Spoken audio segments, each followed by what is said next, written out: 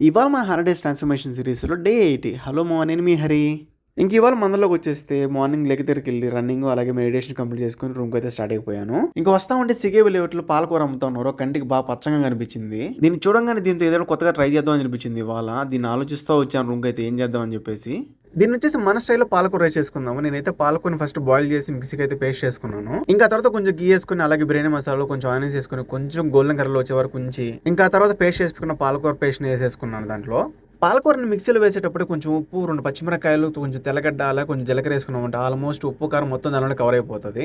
ఇంకా అది పచ్చివాసన పోయేంత వరకు ఉడికించుకొని అందులోనే సోయా చంక్స్, కొన్ని క్యారెట్స్, బీన్స్ వేసుకున్నామంటే మనకి ఎక్స్ట్రా ప్రోటీన్, ఫైబర్ కూడా యాడ్ అయిపోతుంది దాంట్లోనే.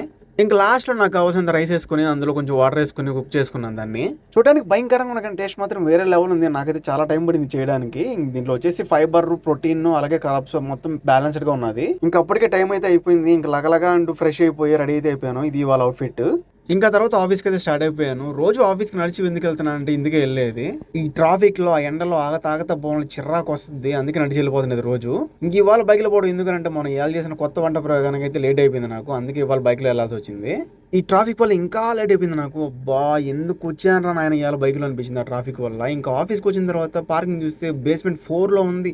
అది పోయి నాయన నాకు బైక్ మర్చిపోతేనే అనిపించింది నాకైతే. ఎప్పుడు బైక్లో వచ్చింది లేకపోయా రోజు నడిచి వస్తుంటే ఇంకా అందుకని మర్చిపోతేనే అనిపించింది. ఇంకా అదైతే ఇవాళకి మందల వీడియో నచ్చి చిన్న లైక్ ఇచ్చి ఫాలో చేసి పెట్టుకుని నెక్స్ట్ వీడియో కలుద్దాం. బాయ్.